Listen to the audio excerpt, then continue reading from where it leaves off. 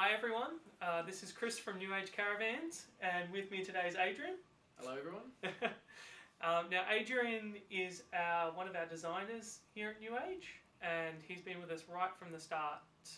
So how long have you been with us here, Adrian? I've been with New Age for nearly 5 years now, since the company started. I built the first van together with Joe. It was a 13-foot rear door Joey, and we've basically gone uphill from there. Beautiful. And what's kept you here all this time? First and foremost, the people I work with, without a doubt. I have a very good boss, have very good people in the office and on the factory floor. Everyone works hard.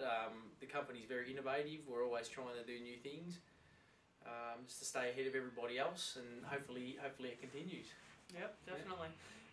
And how did you get into designing caravans? Unexpectedly, as most people get into their industries, I think. I came from a background in industrial design in uni, and basically when I finished my course I was looking for something, I wanted something hands-on, so just applied for a job as a caravan builder in the paper, and here we are. So, beautiful. Yeah. And was it hard to make the switch from like that uni sort of learning into designing something like a caravan? I don't think you can really do any university course that is like working in the workforce. I don't think you can compare the two things. I think working in the real workforce is totally different to being in uni. Yeah, but nevertheless, it's a very good experience. Yeah, definitely. Now, I imagine a lot has changed since designing that first little Joey. Is it much more complicated now than it was back then? There's a lot more orders.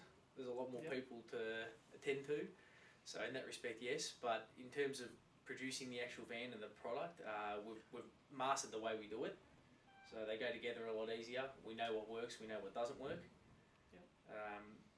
And yeah, we're basically we're looking for better ways to improve all the time. I mean, nothing's ever perfect, but we like to think that we're pretty close.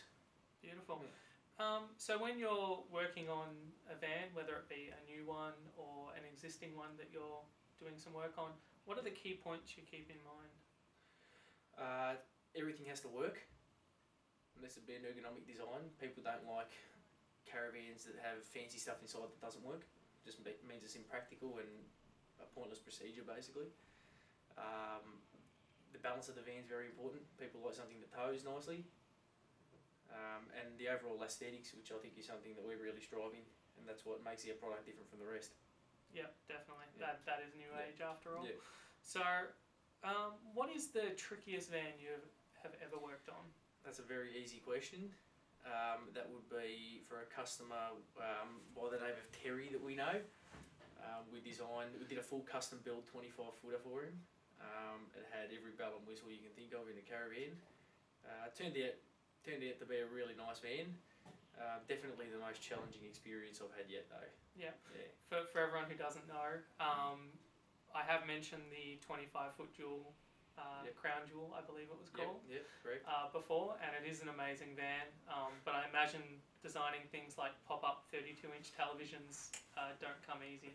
They don't the first time. As I said, once you've done it a few times, it's not too bad. But it's just getting your head around the first one, I think. Definitely.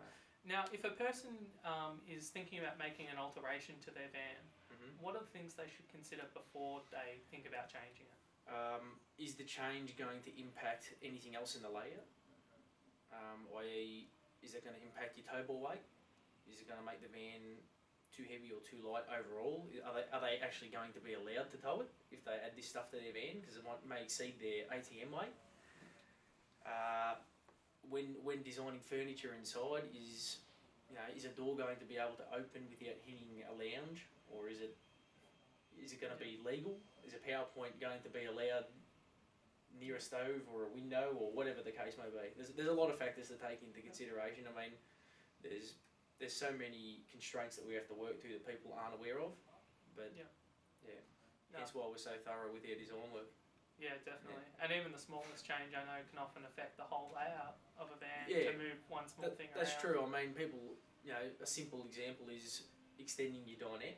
9 times out of 10 that may require removing a cabinet so you can still walk around your bed. Yep. Do you know what I mean? And obviously on a bit of paper you don't see that, but in the final product we don't want to give something or someone something they can't use. Definitely, definitely. And what is your favourite New Age van? Tough question. I like the 22 Oz Classic. I think that's got some real points of difference about it with the east-west bed. I think it looks nice and spacious inside. The other personal favourite of mine has always been the Bilby, 15 footer. I just think for the size of the van, it's got absolutely everything in it, and you can practically tow it with every car. So yeah, it's a comfortable size. It's the sort of van I'd take away. So I guess that's why I say that. Yeah, definitely, definitely. Now, you were obviously recently in Germany at the Dusseldorf Caravan Salon. Yep. How was the experience? Unbelievable. The biggest show you'll ever see. And I met a lot of very important people in the industry, which was a real pleasure. Saw a lot of interesting products. Saw the way they do things over there, which isn't necessarily the same as we do it here, but nevertheless a worthwhile experience. Certainly a lot of ideas that we can bring back to Australia. Yeah. So we're hoping to implement as much of that as possible in the next 12 months. Beautiful. And so what are the key points on how European caravans differ from Australian ones? They're built for different conditions. Our Australian roads are a lot harsher, a lot more uneven, so to speak. So our chassis are obviously a lot stronger. The chassis over there are very, very lightweight, and there's practically nothing to them. It's basically 2 main rails and the floor holds it together. So whereas you look at an Australian chassis and there's a lot of reinforcements underneath. The internal, there's a lot of wood grain still going around. Still a very traditional look. Yeah, they have modernised it, don't get me wrong. It's a lot more modern than the wood grain you see in Australia. They've got the curved doors. A lot of the finishing looks nice from the outside. Yep. Still very, very focused on lightweight over there. That's a big thing, and I mean some of their vans come in ridiculously lightweight. But again, they've also got 20-foot vans that are single axle. We can't build that here. So there's points of difference. Some good, some bad. Yeah. But you certainly bring some stuff home with you. Yeah. Yeah. And so, given all those differences, do you think there's still a lot you can learn about weights and other information from Definitely. those vans? Yeah, definitely. Even looking at things like what can we do to improve the weight of our chassis, while still maintaining the structural integrity of it. You don't want to jeopardise that. I mean, most Australian people, and me included, we buy stuff that's built solid. That's what we like over here, and that's what we're always going to sell, right?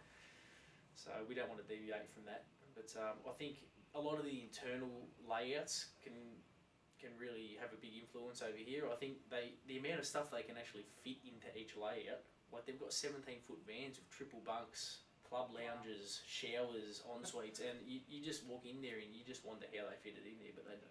So yeah, some of the layouts are really unreal. Good stuff.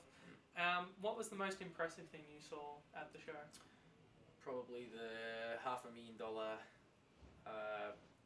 Winnebago with a Ferrari in the bottom of it. Don't know how necessary that is if you're going camping, but So how much of the cost is in the Ferrari and how much is in the caravan? Well, I think it was going for $1 million actually, the whole lot. So probably not a bad deal considering the Ferrari was 3/4 of it. So, definitely. Yeah, it wasn't bad. I think it may have just been a showpiece, but certainly turned some heads. Is there anything else you'd like to mention to everyone? Look, keep on buying New Age Caravans because they're only going to get better. So, yeah, I think we've got a lot of positives coming out of the company. We're certainly moving forward at a rapid pace, and I think the next few years you're really going to see some good stuff come out of the company. Definitely, and the caravan industry in general. I think it's starting to turn. I think people are starting to realise that Australia demands a much more modern influence in their products, especially the caravans. So I think people are starting to demand it. Yeah. And you're obviously finishing off the 2013 New Age range right now. I am. How is it turning out? It's been a big process. We have a lot of nice implementations that will be in our product range next year. Lots of new aesthetical features, so the van will look a lot nicer. New colours. Don't know if I can say that. I think we new can. colours, new products, and so forth. Yeah, beautiful. Mm. All right, well, thank you very much for No joining worries. us, and I hope you all like it Cheers. out there on the internet as well.